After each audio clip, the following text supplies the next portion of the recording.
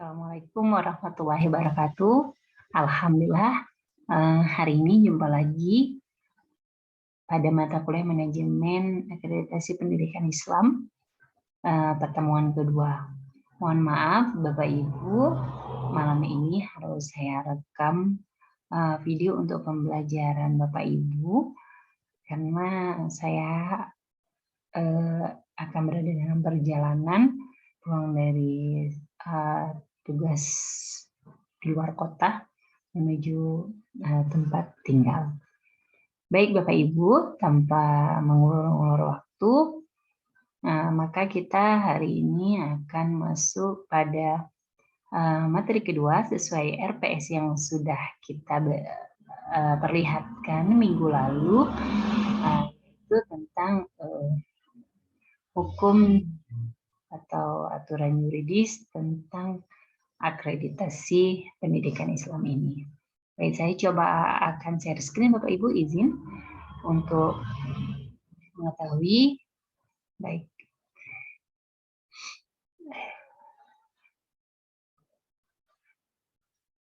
Bentar.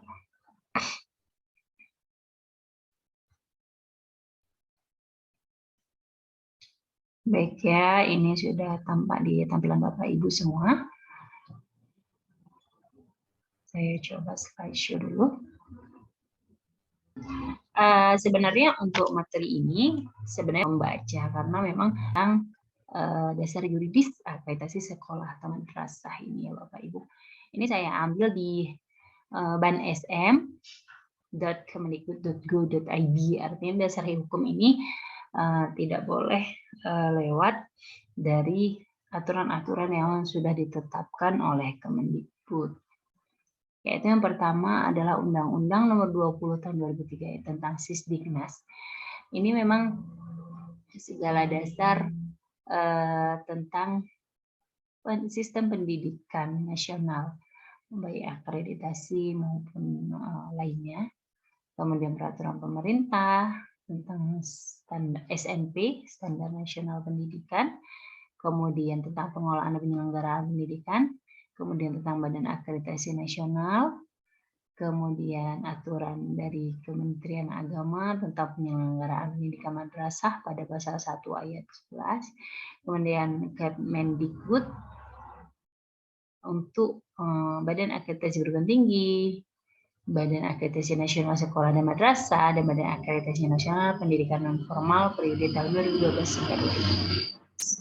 Kemudian surat edaran dari Dirjen Pendidikan Islam tentang akreditasi madrasah. Jadi ini lebih banyak kita membaca atau mencari sumbernya ya Bapak Ibu.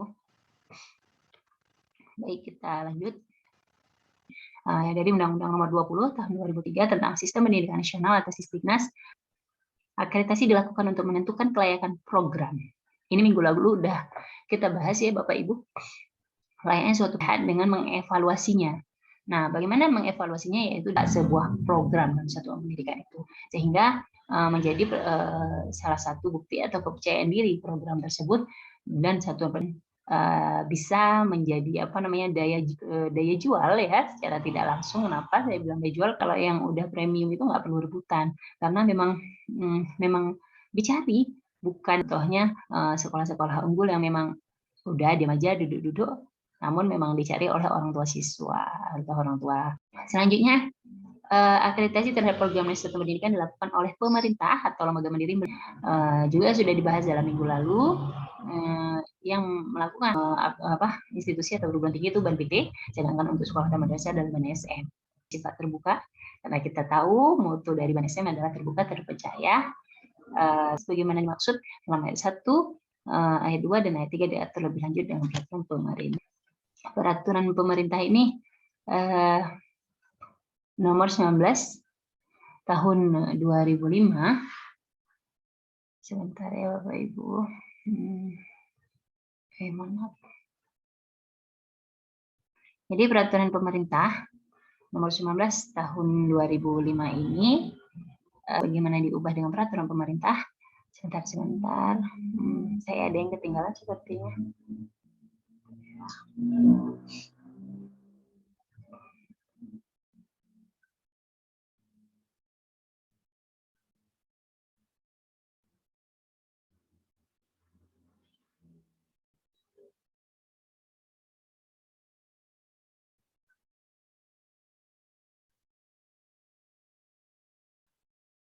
Oke. Jadi, maaf. Oke. Saya coba ulang share screen lagi. Maaf Bapak Ibu.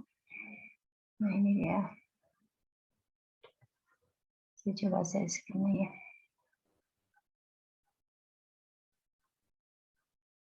Oke. Jadi pengertian 16 tahun 2005 ini kan dikatakan itu tentang standar pendidikan nasional, katakan bahwa pengendalian mutu pendidikan itu harus sesuai dengan standar nasional pendidikan. Karena itu perlu dilakukan evaluasi. Pengendalian mutu ini bertujuan untuk mengetahui apakah sistem pendidikan atau program telah memenuhi atau memenuhi standar nasional pendidikan. Nah, jadi kalau di lembaga penjaminan mutu. Nah, sedangkan di sekolah itu ada juga pihak-pihak atau penjaminan mutu untuk satuan pendidikan atau satuan program tersebut perlu dilakukan evaluasi, perlu dilakukan akreditasi, dan perlu diberikan sertifikasi. Untuk apa? Untuk memenuhi.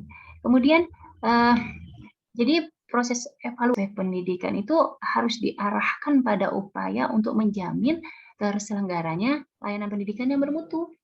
Karena kalau segalanya juga jadi tidak bermutu, aspek-aspek lain juga berimbas, ekonomi juga berimbas.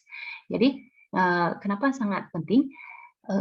Kenapa sangat penting pendidikan ini dan mutu pendidikan ini harus sesuai dengan standar nasional pendidikan. Nah, kemudian kalau misalnya kita dapat juga menghasilkan lulusan pendidikan yang bermutu, yang meningkat, hingga efeknya apa? Dia upayakan sesuai standar nasional pendidikan, maka SNP tadi, standar nasional pendidikan, dan implementasinya apa? Jadi pendorong tumbuhnya inisiatif ditetapkan tersebut. Nah, kemudian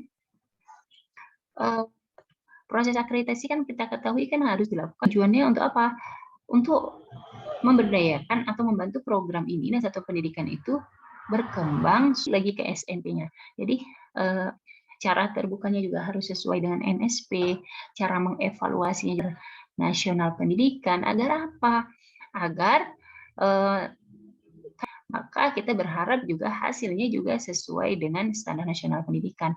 Hal ini jurusan pendidikan dengan standar nasional pendidikan. Nah, dengan ini karena proses-proses tadi dengan mengingat pentingnya akreditasi, dibentuklah upaya penjaminan pengendalian kualitas tadi melalui pembentukan oleh Badan Akreditasi. Nah, ini tadi kan peraturan pemerintah tadi. Jadi imbasnya tentang SNP tadi maka berefek pada yang sesuai standar. Di situ perlu dievaluasi bagaimana sih sebenarnya cara mengevaluasinya. Jadi dari upaya-upaya yang ada, dari keterbukaan yang ada, dari sumber daya yang ada, dengan tujuan lulusan pendidikan dengan standar yang maksimal, maka terbentuklah suatu badan yang dapat menjamin serta mengawasi di pendidikan sesuai standar nasional pendidikan, yaitu BANSM. Nah, jadi dari terbit juga Permendikbud nomor 13 tahun 2018 tentang Badan Akreditasi Nasional, dan di sini juga ada dini dan pendidikan non formal. Jadi yang kita ketahui ada beberapa tuh. Yang pertama Badan sekolah di madrasah, kemudian Badan Akreditasi Nasional Pendidikan Anak Usia Dini dan Pendidikan Non Formal. Itu satu paket juga kita ada diskusi ya, kalau nggak salah sama kelas siapa yang katanya ternyata itu adalah sesuatu yang spesial. Kenapa? Seperti juga halnya daerah istimewa Aceh dulunya, daerah istimewa Yogyakarta ada di tempat tersebut. Nah, salah satunya Aceh. Aceh memiliki kekhasan pendidikan yaitu salah satunya dayah. Tidak boleh asal-asalan, mereka juga harus punya standar, harus punya komitmen bagaimana sih sebenarnya punya standarisasi nasional pendidikan dayah ya Bapak Ibu, beda dengan pendidikan Islam. Artinya gini, kenapa saya bilang berbeda? Terpadu. Kenapa? Mereka kurikulumnya beda. Kemudian sekolah kutab, itu kurikulumnya juga beda, sedangkan Islam terpadu 50% Islam, bukan Islam, 50%, tapi pesantren bisa kita lihat 70% yang pembelajaran Islam dan 30%-nya bagaimana dikatakan kurikulum dayah juga harus tersortir dengan baik sesuai dengan standar-standarnya yang berbeda. Maka perlu dievaluasi siapa yang ahli dalam hal itu, adalah orang-orang yang paham dan yang mengetahui sebenarnya bagaimana dayah yang layak itu diperjuangkan itu bagaimana. Gitu Bapak Ibu ya. Kemudian di sini juga dikatakan bahwa pada pasal ini Permendikbud yang pendidikan dasar dan pendidikan menengah jalur formal dengan mengacu pada standar nasional pendidikan. Pada pasal 2 ayat 2 nyatakan bahwa BAN SM merupakan badan non-struktural dan bertanggung jawab kepada menteri. Selanjutnya pada pasal 8 nyatakan bahwa tugas BAN SM adalah, jadi kita baca bisa prinsipnya adalah tetap memperbaiki mutu berkelanjutan dan akreditasi. Memang niatnya adalah lillahi ta'ala, memang harus untuk perbaikan mutu. Karena kalau didiamkan dia akan terlena. Dulu contohnya kalau akreditasi aja udah sibuk ngumpulin borang-borangnya, udah sibuk ngumpulin dokumen-dokumennya. Harusnya malah udah dokumen itu dengan aturan yang rapi, maka ketika akan akreditasi hanya merapikan lagi, bukan melengkapi, itu beda. Nah, ketika akan mau akreditasi, itu sibuk buat dokumennya. Yang dulu-dulunya udah santai, jadi seperti sistem kebut sebulan. Nah, itu Ibu ya. Nah, kedepannya apa untuk memperbaiki sistem mutu ini? Maka kedepannya kita harus juga memperbaiki sistem kerja kita setiap baik. Untuk apa? Ya untuk kita sendiri supaya kita tidak lelah, tidak capek. Sistem kebut sebulan lo kerja yang bombardir begitu Pak Ibu, saya udah jerah sekali dalam 2 tahun. Tapi insya Allah kayak usaha penuh untuk memperbaiki sistem-sistem yang ada, semoga bisa berkelanjutan yang baik agar mutunya juga berjalan lebih baik. Sambil promosi kriteria dan perangkat akreditasi untuk diusulkan kepada menteri. Nah, kriteria tadi. Nah, kenapa asesor BAN SM juga harus dipilih dari provinsi? Bukan seluruh Indonesia, kebutuhan yang berbeda di setiap provinsinya. Contoh, misalnya di Aceh, ada misalnya mungkin pembelajaran yang mengaitkan antara adat istiadat di Aceh. Kita nggak tahu dan penilaiannya ini tidak bisa kita. Makanya kenapa minggu lalu juga saya jelaskan kenapa ada kelas siapa yang kelas jam 2 kalau misalnya saya ada menanya kenapa sih nggak disatukan semuanya ya Bu, BAN PT beda, BAN PT itu kan jadi dianggap sama rata, tapi kalau BAN SM nggak bisa karena ada sekolah yang misalnya dia terdampak di 3T itu kita tidak boleh menyamakan sama keadaan culture-nya, keadaan daerahnya, keadaan sarana dan prasarana juga sebagai penilaian. Apalagi kita ketahui secara saya sekarang untuk akreditasi 2020 ini. Jadi kita harus lebih melihat bagaimana culture wilayah agar tidak ada timpang tindih misalnya dari Jakarta Pusat hingga ke Aceh yang pelosok gitu. Kemudian yang ketiga menetapkan kebijakan juga sih seperti yang pelaksanaan akreditasi. Kenapa perlu kebijakan? Contoh, ini kita berharap juga kedepannya akan sembuh dunia ini supaya habislah pandeminya, udah masa-masa dalam masa pandemi ini. Jadi semoga kita semua sehat. Nah, kemudian melaksanakan sosialisasi kebijakan perang juga harus disosialisasikan kebijakan tersebut, bagaimana kriteria-kriteria. Kemudian merencanakan target akreditasi secara nasional berdasarkan prioritas kementerian. Nah, kenapa dikatakan prioritas kementerian kayak minggu lalu juga sudah Kementerian Kemendikbud begini karena Kementerian Agama itu terlalu banyak plot. Di situ juga Bimas Islam, Bimas Kristen, Bimas apa, kemudian di situ perguruan tinggi, di situ madrasahnya, di situ KU yang dianggap besar masuk ke Kemenak, terus dibagi plot-plot. Nah, gitu. Jadi target akreditasinya jadi berbeda secara nasional, namun tidak bisa dipungkiri. Nah, jadi kita agak bingung, agak tumpang tindih antara satu kebijakan dengan kebijakan yang lainnya. Semoga kedepannya antara kementerian satu dan kementerian lainnya Bapak Ibu ya, itu berharap. Kemudian yang keenam, evaluasi proses pelaksanaan akreditasi dan tindak lanjut hasil akreditasi ini RT. Tugas dari BAN nasional ya, memberikan rekomendasi atas hasil akreditasi ini biasa kalau di hari terakhir itu asesornya memberikan tujuan ke depannya. Kemudian menerbitkan sertifikat hasil akreditasi ini kalau udah siap divisitasi, kemudian dengan hasil pertimbangan dan mengkutat-kutat berapa lama itu jadinya dapat yang baik. Nah, itu baru keluar akreditasinya ya. Nah, kemudian sertifikatnya maksud saya. Di situ semua pada bakal ada berapa lama nih bekerja akhirnya keluar gitu. Siapa yang nggak bahagia Bapak Ibu ya?